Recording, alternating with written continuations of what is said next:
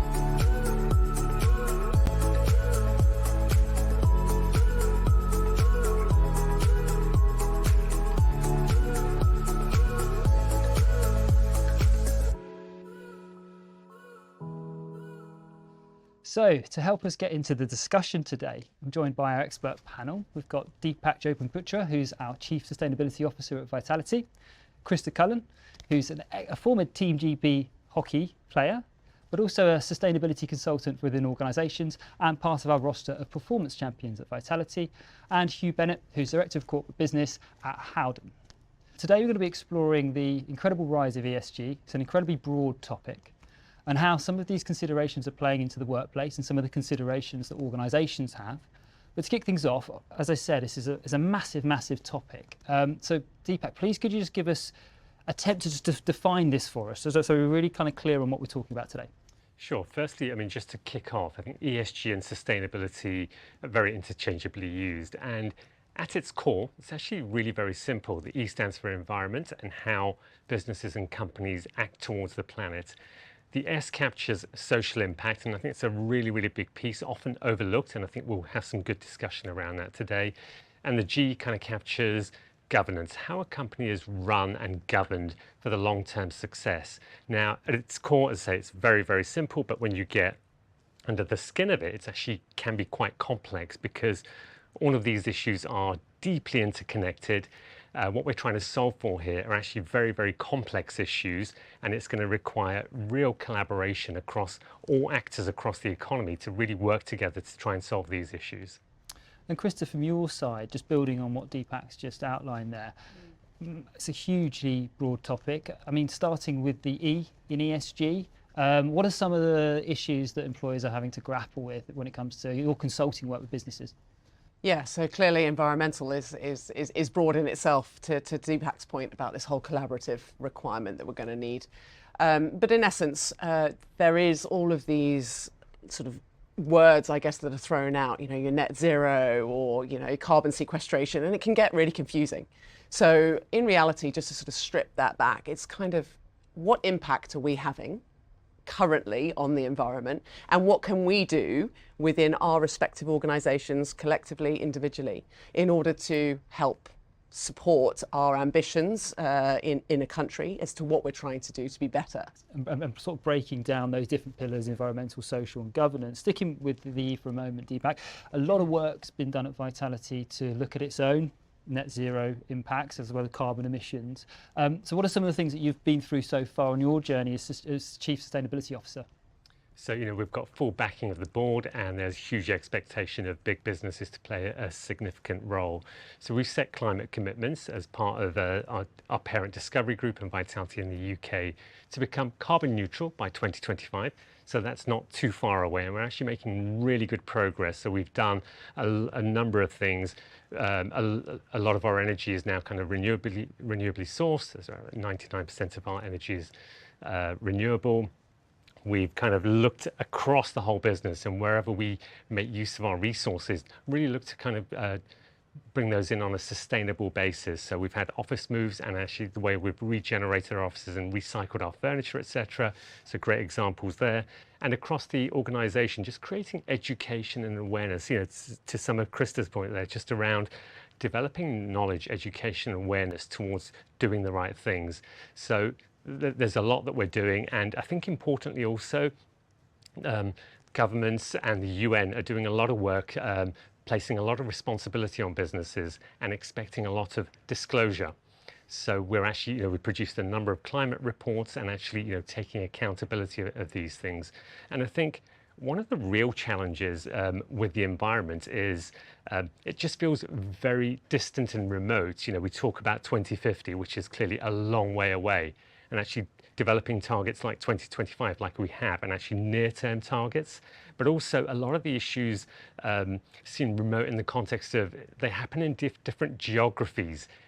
Doesn't happen here in the UK. All the wildfires and the floods are not as frequent, but we're starting to see more and more of that. And actually, that's one of the issues. We need to kind of understand that it's coming our way as well, without fear-mongering and scaring, but actually finding ways in which we can address these issues. And there's a degree of behaviour economics to that as well, isn't there? Almost this kind of optimism bias. It's not going to happen to me, it doesn't affect me today, so I'm not going to do something until maybe tomorrow, right? And to broaden the conversation out slightly and actually think about some of the other elements that are built into that ESG consideration that employers are thinking about. And Hugh, turning to you for a second, from a corporate level, when it comes to speaking to organisations about their overall strategies, how much is ESG coming up? I think it's a lot more prevalent than it had been in the past, certainly. To Krista's point, it's coming, and to Deepak's point, in terms of large businesses, large organisations, we certainly see it more on the larger corporate side. It features heavily in RFP tender processes now for intermediary selection or supply selection, like a Vitality.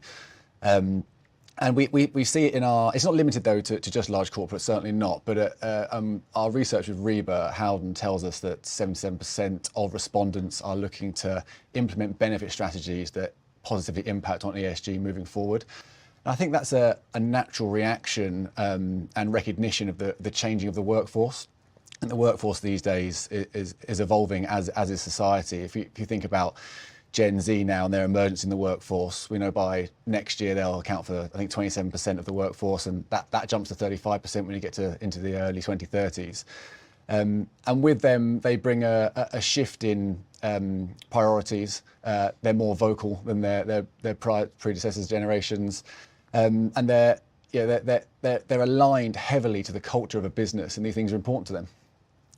That's really interesting, and I think that point about the expectations and how they're changing within the workforce, and was that 77%, Hugh, of organisations are thinking about ESG ultimately when it comes to their benefit strategies, and I find that quite high.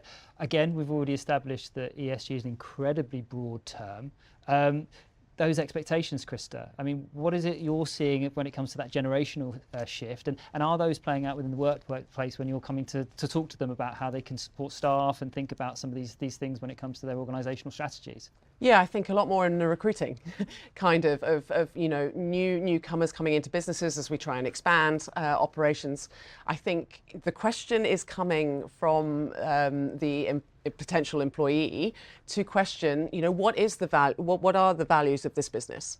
What is the cultural elements of this? What am I buying into? And rightfully, they are wanting to make sure they're aligned with their moral compass. And so more and more, I think, and that does knock on to the ROI. Okay, a lot of the time we're always thinking, we talk to the CFO, what's the business making? But ultimately, if we're not getting a motivated, impactful, healthy, workforce, then ultimately we're not going to get the output that we ultimately want, and then we don't get the ROI. So it is all inextricably linked, and I think that's what we're seeing more and more with sort of the C-suite staff are starting to have to really take this agenda seriously, because people do genuinely care. The next era coming through is very much the ones who are going to have to live with these repercussions, and we want to start setting good habits. Setting good habits that these guys are aware of what they're doing, how they go about it, and then trying to make just one or two little marginal gains, as we'd say in sport, little changes that then compound, right? And if organizations are taking this topic really seriously and they start making little changes, we've got to believe that it does compound, rather than the historical sense of, well, I don't know what to do, so I'll do nothing. And I think times of doing that are gone, is my opinion. I think now there's definitely a definitive agenda of let's do something and let's make it positive. Yeah, and Deepak, I'm going to keep turning to you to give us a high-level view. You mentioned that C-suite buy-in. What are some of the things from a vitality perspective in your role? Is it a case of the organisations asking for it from a kind of employee level? Has it come from above? Is it something that's being pushed upon organisations? What are some of the things that are kind of driving those decisions? Yeah, I think there's a coming together of a number of these things, actually. And, vitality, one of our values is being a force of social good. So actually there's great buy-in already. But from a kind of stakeholder engagement perspective, what I've seen over the last 2 or 3 years has been quite stark, actually. We're regularly getting requests from our stakeholders. So be it kind of schemes or our suppliers, and we're doing exactly the same. We've written to all of our suppliers and asked for their ESG credentials, mapped them on a kind of a risk matrix. And all businesses are doing exactly this. So, to your point around this kind of emergence where actually ESG was kind of, what does it stand for? What does it mean? To now it's discussed at every board meeting. All of our stakeholders are expecting it. And actually to the point on kind of employees, when we're recruiting people into the business, they're asking us the question, what are your ESG credentials before I join you? So there's recruitment, retention, all, the whole stakeholder chain is kind of looking at this and expecting more and more. And having a purpose as an organisation and having kind of like a real social ambition, I can imagine, is probably really important to that generation as well. So critically important. And I think we've seen over the last 2 or 3 years, that old kind of maxim of Milton Friedman, business is about business, which is all about making money. That's really shifted now.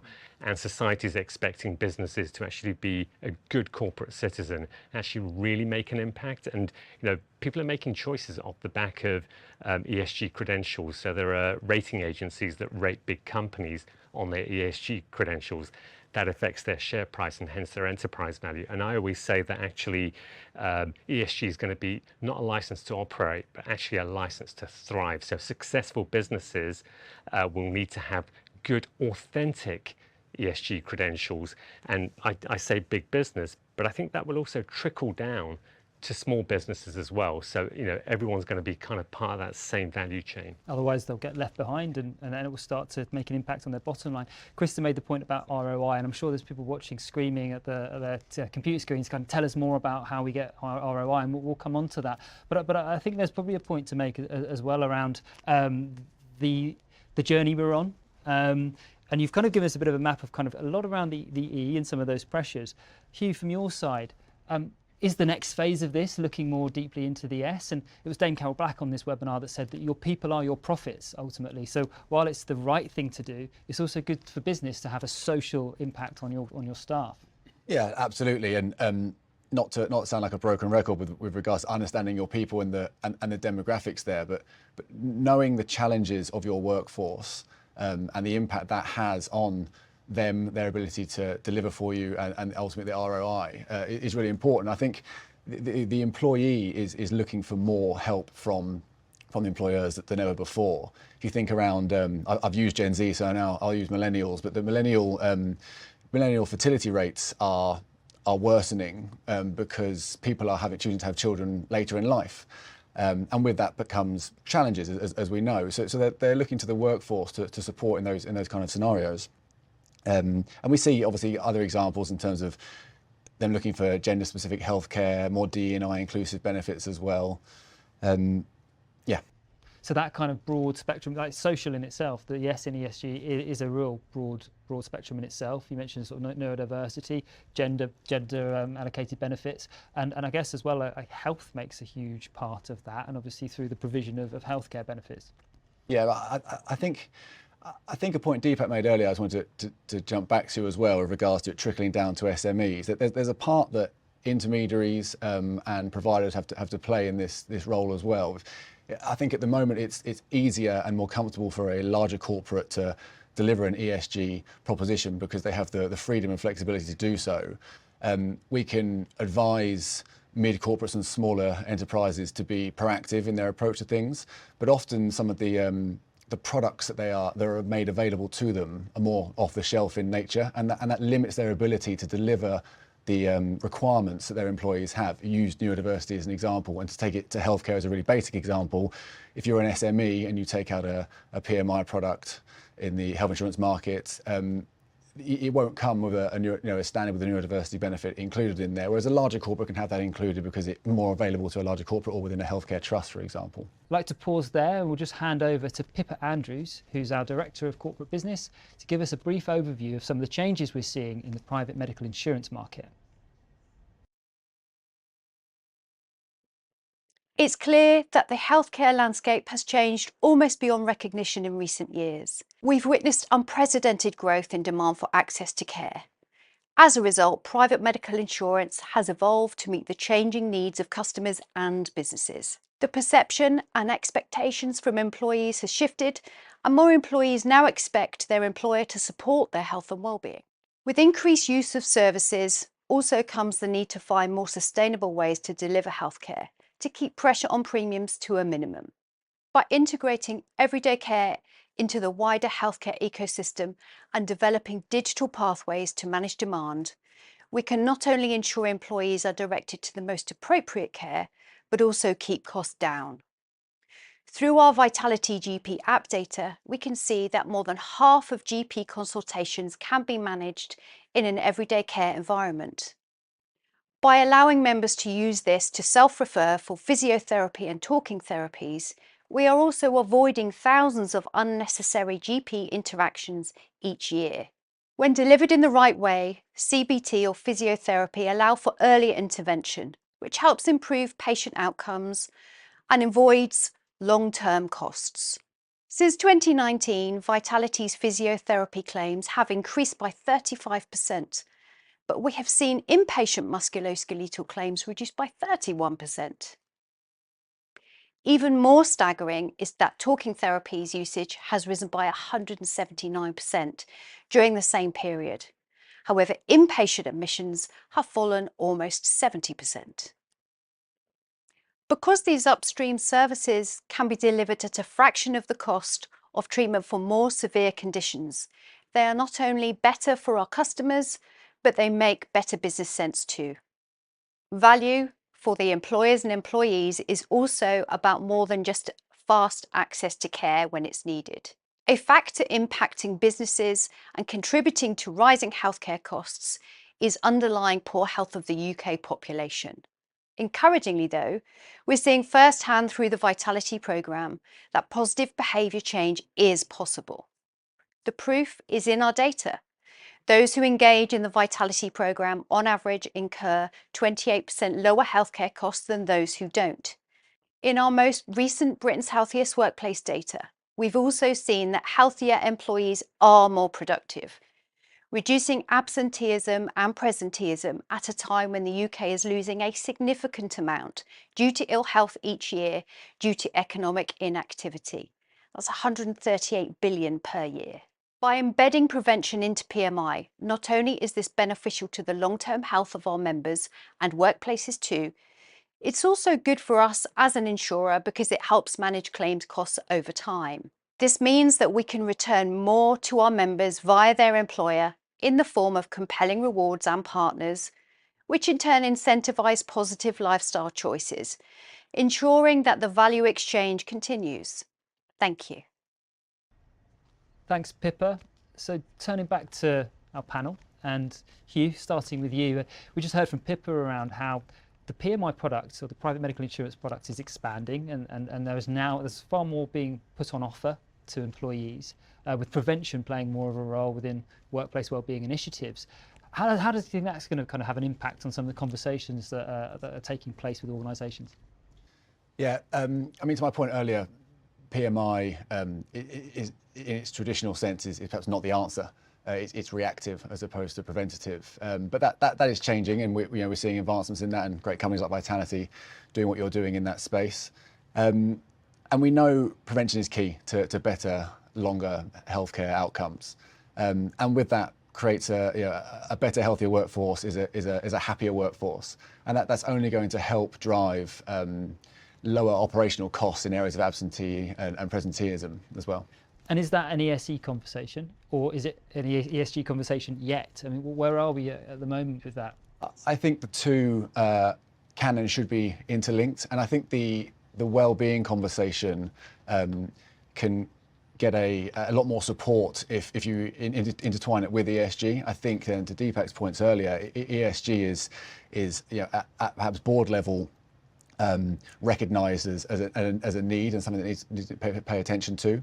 And perhaps sometimes less so well-being. And if you can make the links between the two, as we started to do today already, it will probably help to get that board buy-in. Yeah, and are we trying to almost kind of input, workplace well-being into ESG? Does that feel authentic? I mean, you mentioned earlier, Deepak, all these things are incredibly connected, and we see through the UN sustainability goals, for example, how that kind of the broad spectrum of ESG does cater for people's health. Health is our wealth at the end of the day. Absolutely, and I strongly believe that health is inextricably linked to ESG. I actually believe it should be the foundation, and there was no greater example than the pandemic that showed actually without good human health everything falls apart. We saw all the supply systems around the world really challenge planet Earth, and so I think businesses have a role to play around ESG. There's an expectation, and health must, I think, form a part of that. We've touched on productivity, absenteeism, presenteeism, and our own report from Britain's Healthiest Workplace showed that on average we lose 50 days per employee per year. That is staggering. That is such a big loss, and has a very commercial and direct impact, and that gives you your ROI. And as you pointed out, the SDGs, the Sustainable Development Goals, as defined by the United Nations. We did a piece of work with the United Nations last year where we launched our paper, titled "Health is Our Greatest Wealth," and that says it all.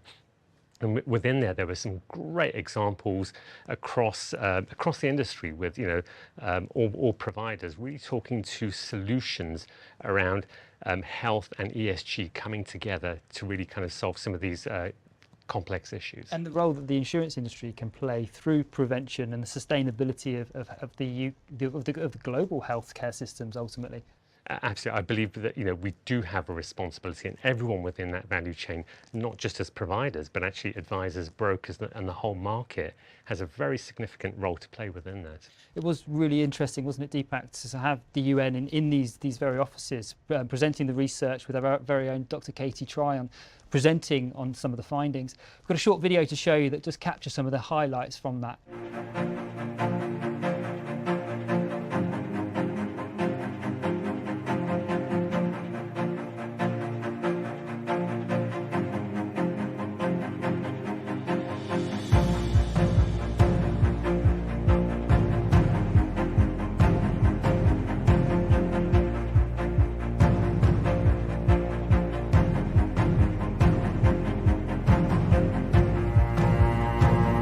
Welcome everybody. I am enormously excited to see this kind of diverse and influential broad spectrum of stakeholders here today. The largest collaboration between the UN and the insurance industry. So exactly 1 year ago we launched that ESG guide, and today we're so happy that 1 year after we're gonna push the agenda further on how life and health insurers can close the health insurance protection gap and drive better health outcomes through a more preventative healthcare model globally.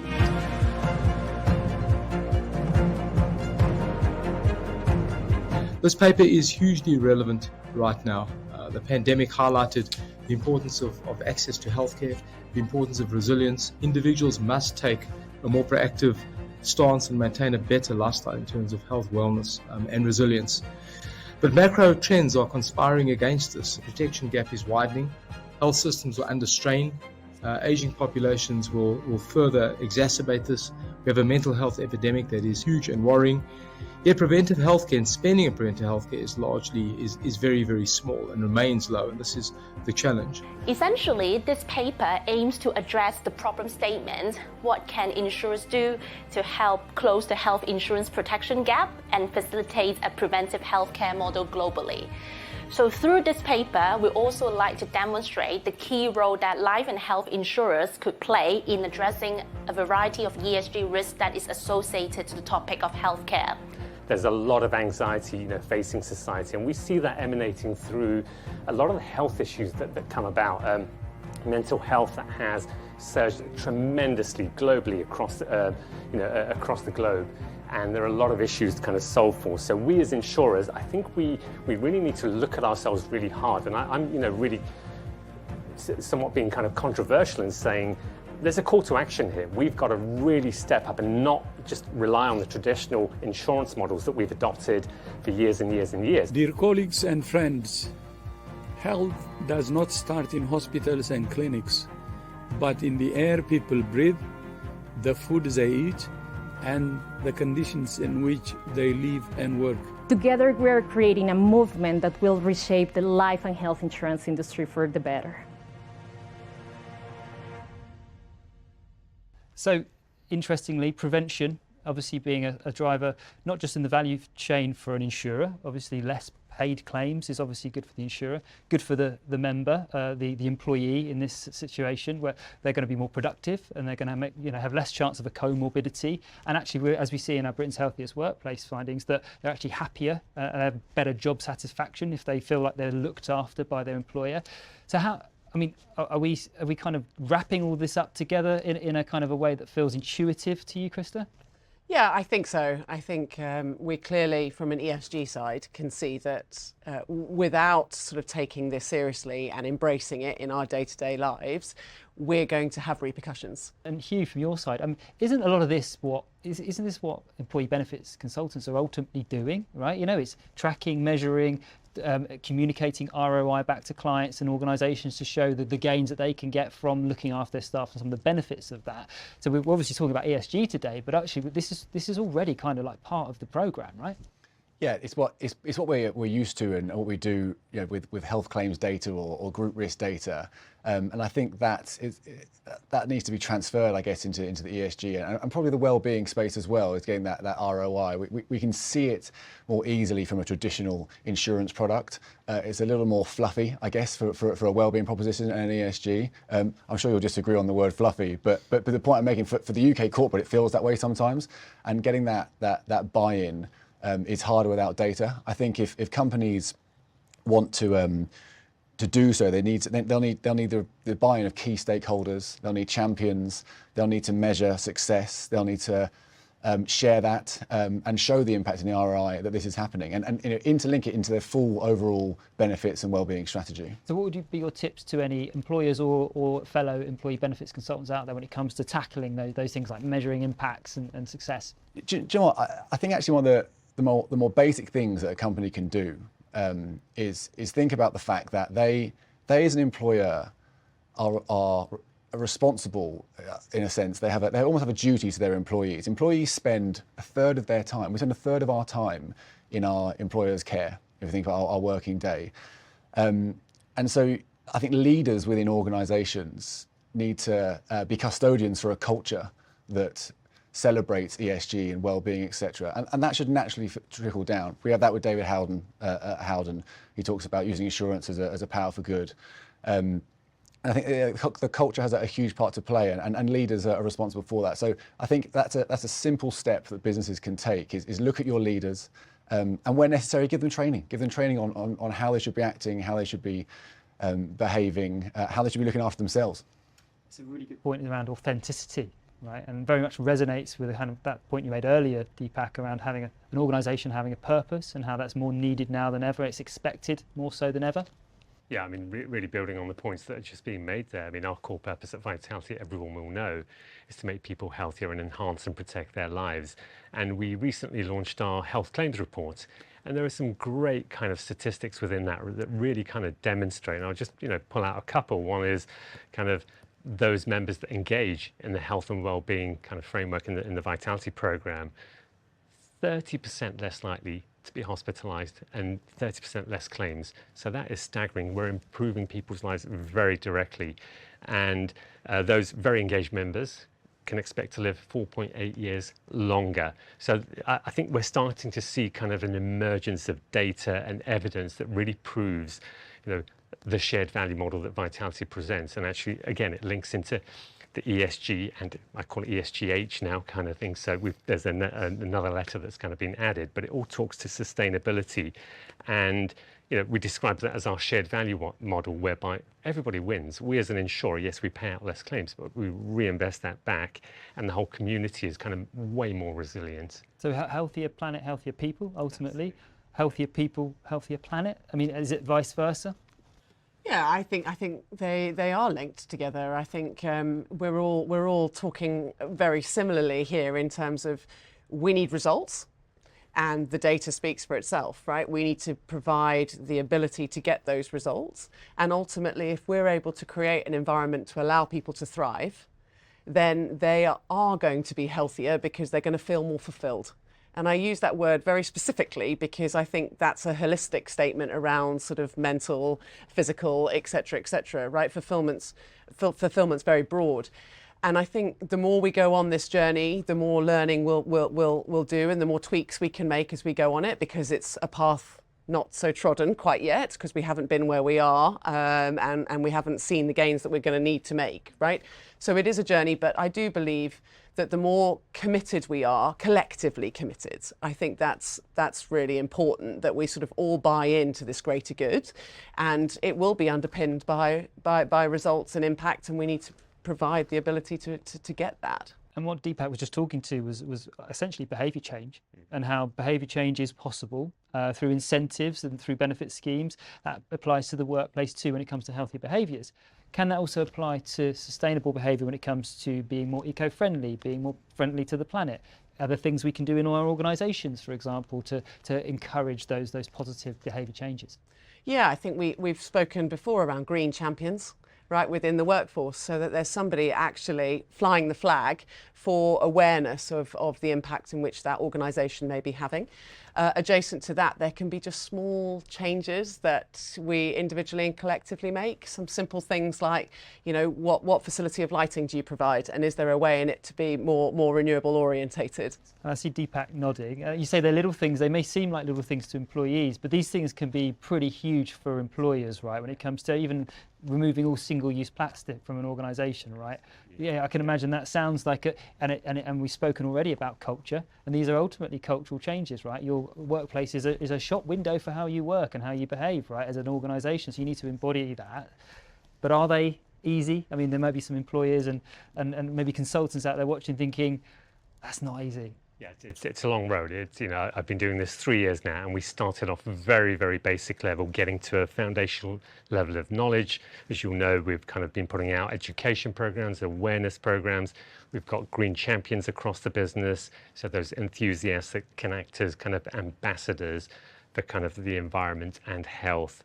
And it's actually quite remarkable. You know, I come across people across the business say, wow, I've actually been inspired by this piece of information, and it's kind of made me make some choices, be it around recycling, eating less meat, just being more mindful around consumption. So, you know, do I need to buy as many clothes as, you know, and so there are, a lot of these things are actually really very simple, but creating that education awareness can make a real impact. And we do measure that. And the other example is we've launched an eco platform, which our employees all kind of fill out a questionnaire. It plays back to them based on their answers, a carbon footprint, and they get interested and start talking about actually the travel piece or the nutrition piece is driving my carbon footprint, and what changes can I make? And I'll just kind of finally say, it's not about doing things perfectly. It's actually just doing little things that you can do. You know, we shouldn't be bashing people over the head and saying, you must stop eating meat, you must not fly. Actually, that's not right. It's actually make people aware, make conscious choices, and actually do what you can. And perfection in this world is the enemy of progress. And I think that's a really important point. I think it's such a good point, but the challenge here, as you said, is on an individual level. At a company level, it's perhaps easier. At an individual level, we're up against, you know, socially accepted, if not celebrated, norms of behaviour that you're looking to change. You talk about that from a wellbeing perspective in terms of, you know, poor diet or drinking culture. We're probably some of the worst of that in the UK, across Europe. And then from an ESG perspective, we're up against a work from home culture, which is, you know, less from a social perspective. We're up against a fast food, fast fashion culture where, you know, I won't mention the company name for rights, but, you know, someone eats will bring you food instantly on the back of a motorbike, petrol fueled motorbike. You know, and people thrive on this stuff, this instant culture, and it's hugely difficult to get people to change from that.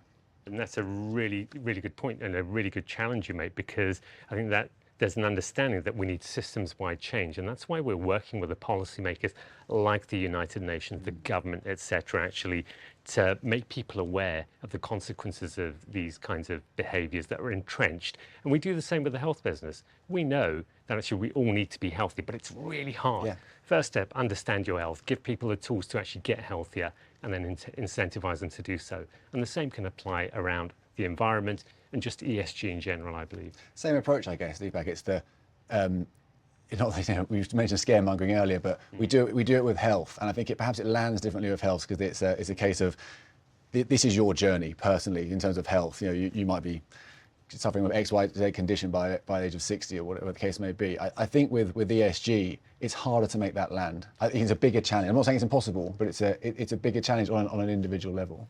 So just to kind of wrap things up a little bit, we've talked quite a lot about the role of kind of prevention within the social space and some of the kind of the healthcare considerations. I think are very relevant to when it comes to kind of workplace well-being, productivity, and some of the gains there. But one of the points made earlier here was around how when organisations are considering ESG,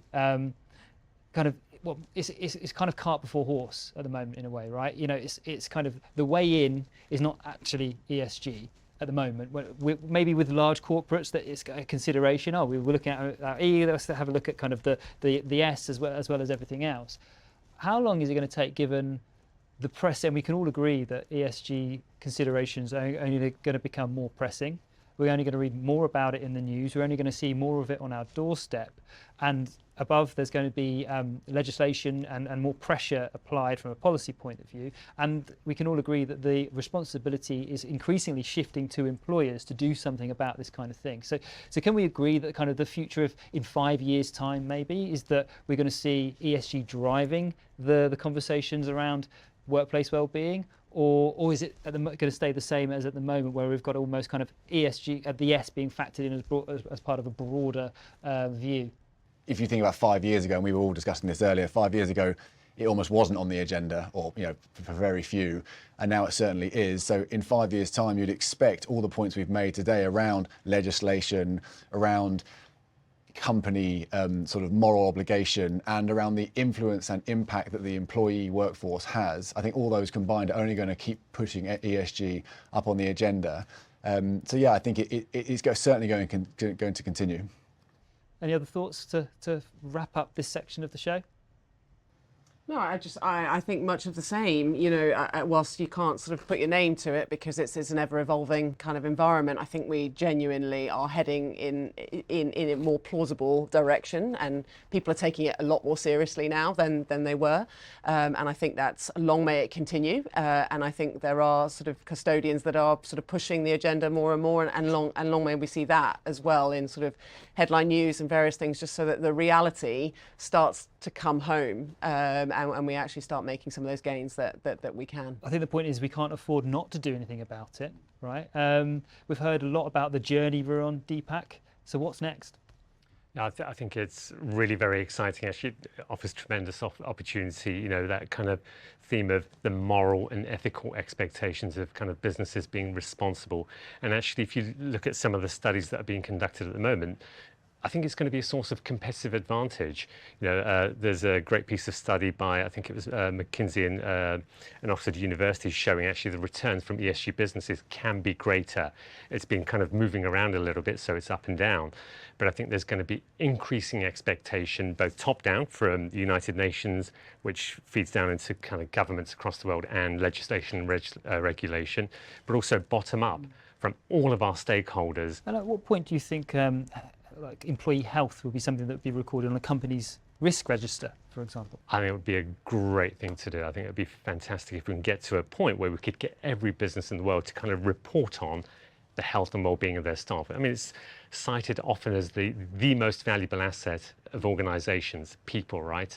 But we don't always focus on the health, and the stats that you see that actually productivity is, you know, dropping since 2014, you know, dramatically, and actually we're not measuring. And you know, that old kind of saying that what gets measured gets managed. So it would be great if we can get to that point. 9 million people expected to be living with poor health by the year 2020. The numbers keep growing, yeah. 40, I believe. Thanks for that, brilliant. So don't go anywhere. We're now going to go over to a live Q&A with our speakers. So please get your questions in, and we will be answering those in just a moment.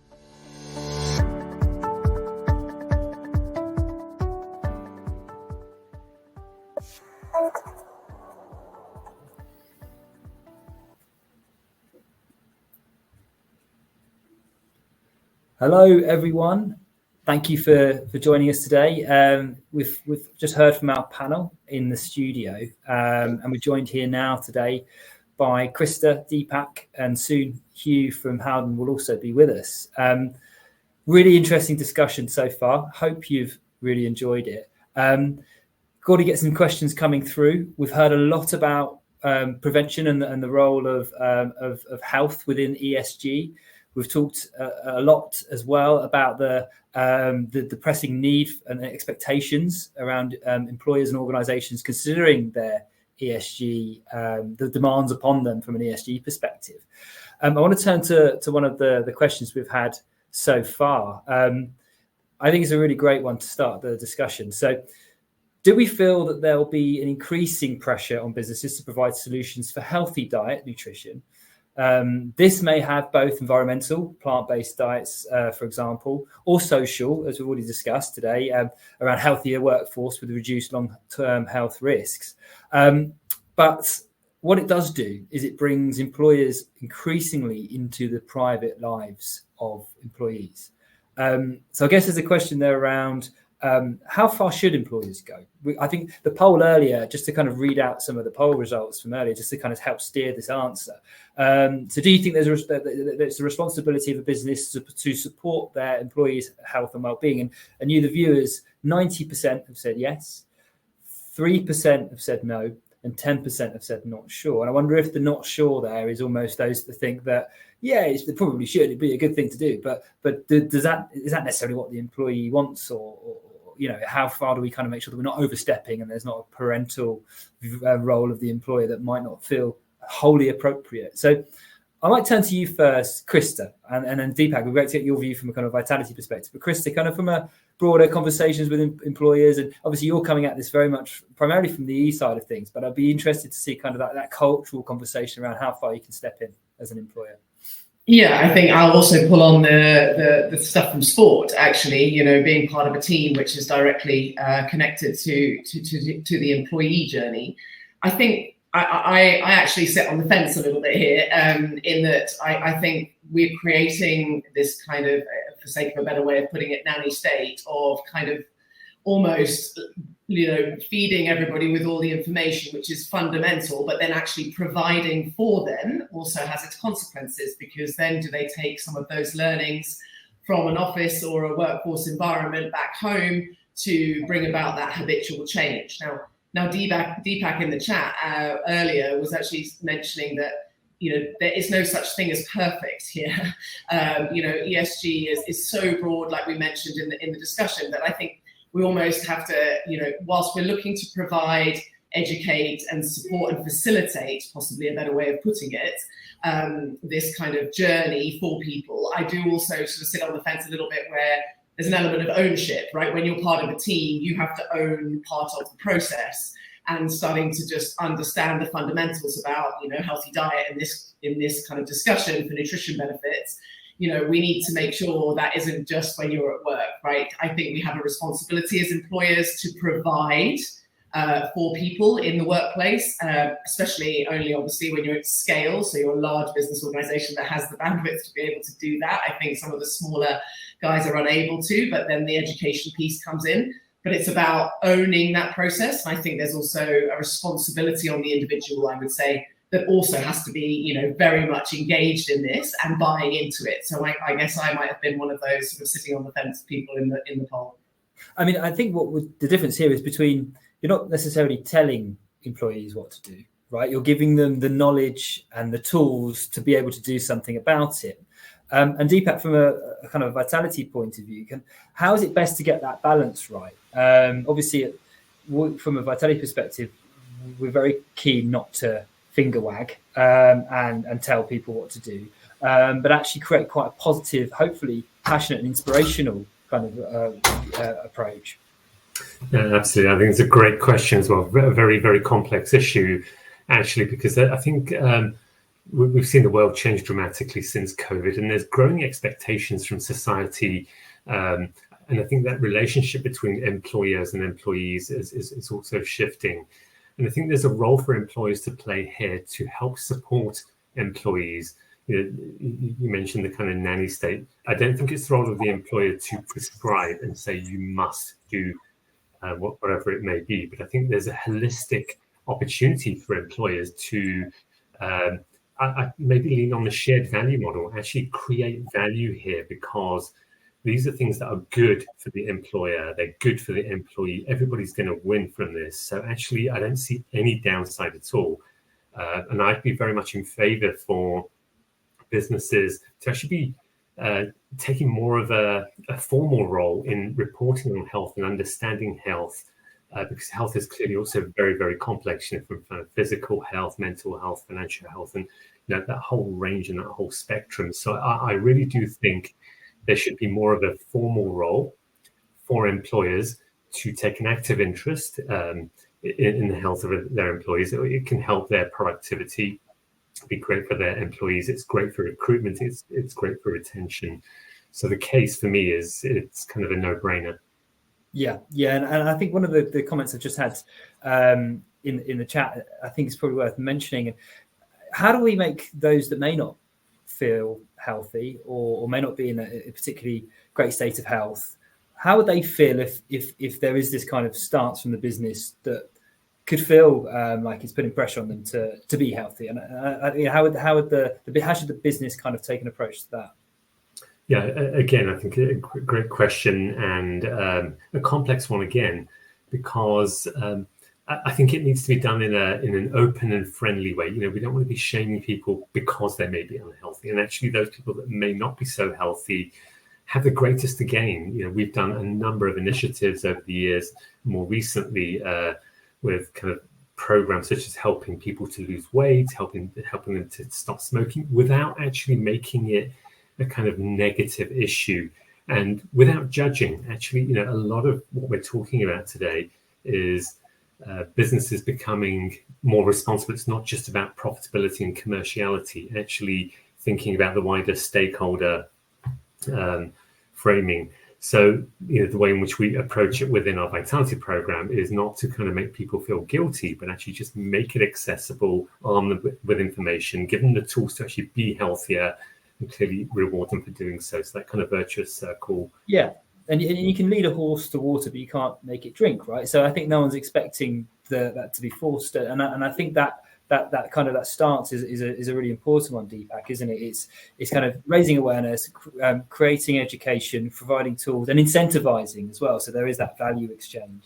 Going back to the E for a minute, because the question I kind of wanted to draw upon was this one around kind of, we've talked a lot about board buy-in, and sometimes that's kind of coming from a kind of a policy point of view and an expectation. But what about getting employee buy-in? This came up during the conversation earlier somewhat, but I think he made the point around with people's health, it's their journey. So, and actually sometimes there's much more of a kind of well, that affects me. But with the planet, for example, and with some of the things we've talked about around E, there is that optimism bias is a bit stronger. But how do you go about that, Krista? Kind of like really rallying that internal buy-in. And Deepak, any thoughts from your side on how we've done it at Vitality?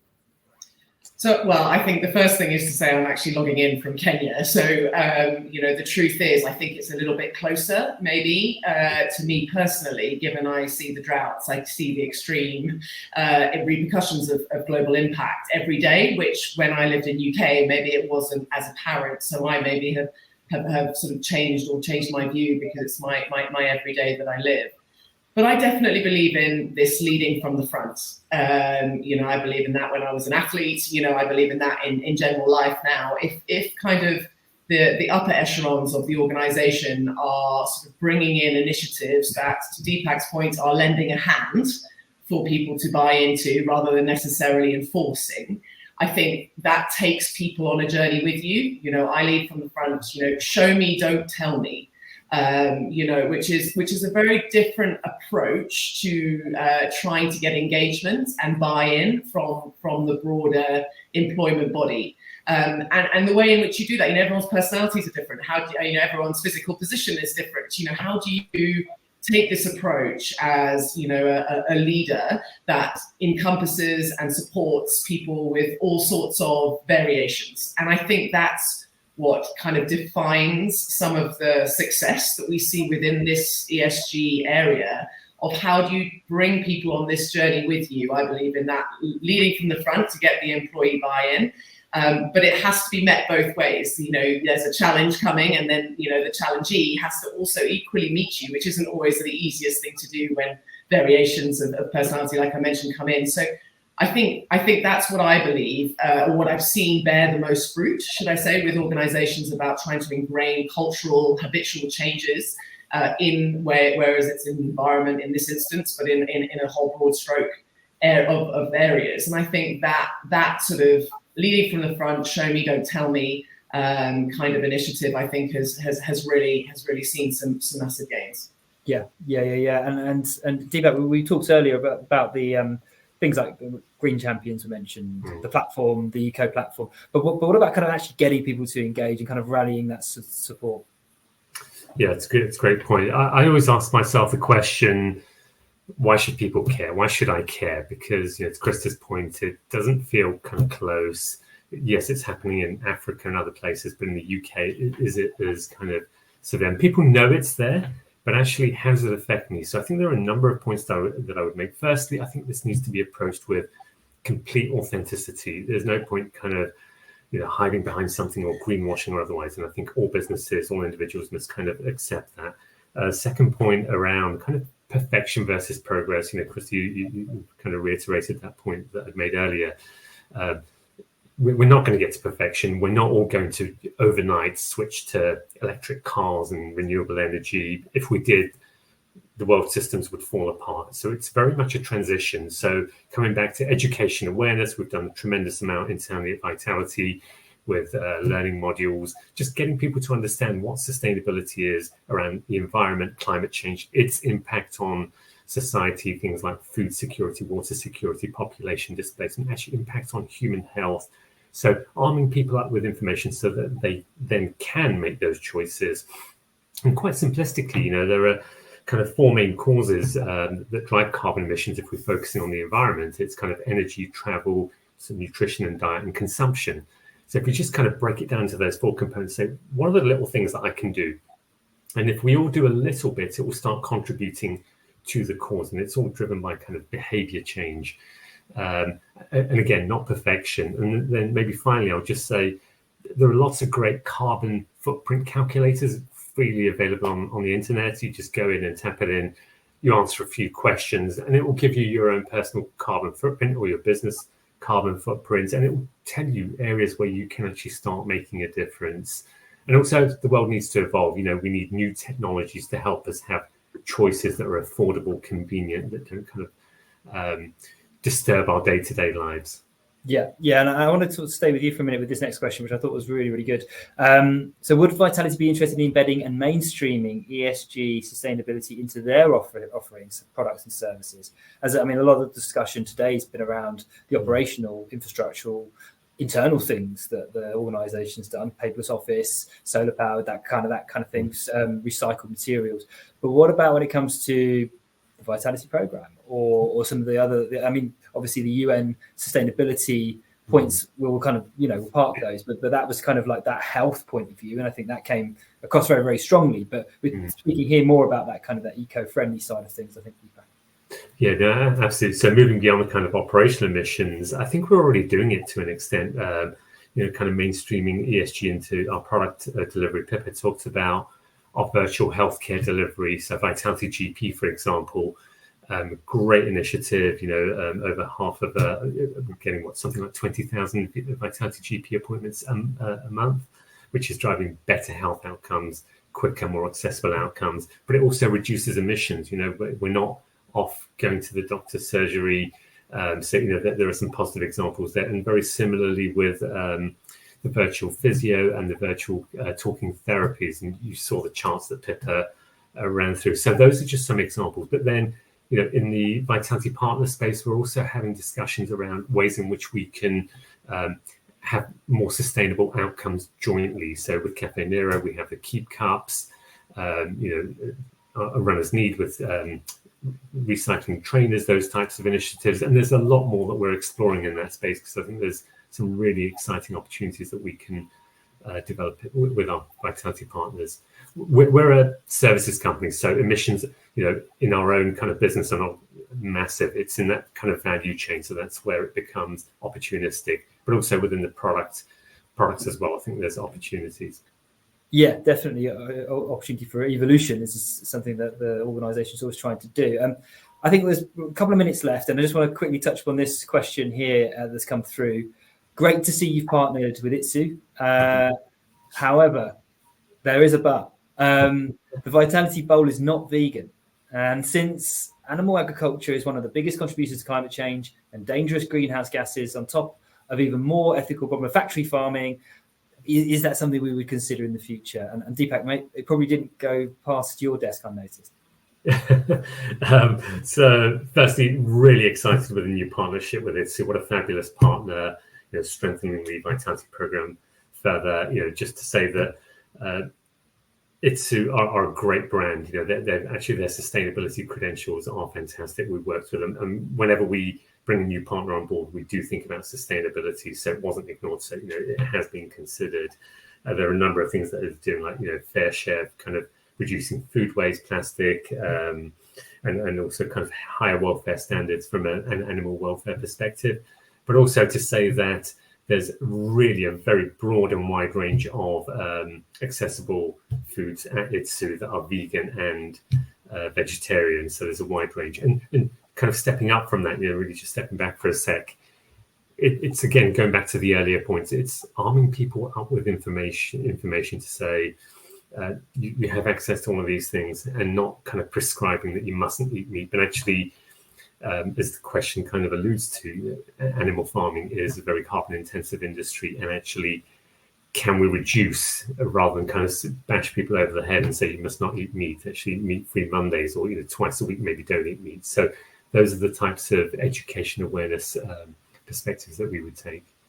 Yeah, I think that's a really, really, really good point, Deepak. Well said. Chris, any closing comments? Just to, it'd be great to hear from kind of any other thoughts you've got from today's discussion. I just think to reinforce, really, Adam, that the journey element, and that ESG is evolving so much. You know, I was just sort of searching a little bit. You know, we're on a journey. It's going to be long. It needs collective buy-in, but we are already 2024 now. We've hit 24%. It was a World Bank statistic that came out that the global emissions have now been covered at 24%. Right? It still shows the glaring difference of where we need to get to. So not to scaremonger or anything like that, but we've come from 2016 at 7%, right? We're not making these gains quick enough. I'm definitely saying that, given it's an industry I work in and implicitly live every day. But I do think there is some changes, and there are connectivities between ESG gains and business productivity, which we alluded to in this. And so the more people we can get within our respective networks to start really sort of getting under the skin of what this entails and how they can go about making just some changes within the organisation, collectively and individually, I think it will all help, right, to get us where we need to be. Yeah, absolutely. And I think from my side as well, just kind of reminding everyone of those kind of how it's all connected. You know, that we've talked about a very big topic today, you know, and a huge topic for us existentially, not just organisationally. But actually, the one thing that I took from the discussion today was actually how all of these things, the planet, our health, they can all be kind of like we can deal with them, you know, in a way that is remembering that in a way that we do remember they are connected, and a holistic approach can really kind of help us collectively solve the issue. Just to close, one of the poll results I thought we'd quickly read out. So how much of a priority are ESG considerations within your organisation? And a real mixed bag. So we've got 36% said high priority, 29% said high priority, 37% said medium priority, 11% said low priority, and 24% said not sure. So a real kind of mixed bag. Thankfully, either high or medium priority was coming through very, very strongly. Let's try and maybe kind of encourage more high priority. And if you're not sure, find out and put some pressure on the people above to make those decisions. But thanks to our viewers. Thanks for dialing in. Thanks for your questions and taking part in today's polls. Thanks to our speakers, Krista, Deepak, and Hugh and Pippa, who could make it to the webinar today. But see you next time on Forward Thinking. And have a great day. Thank you.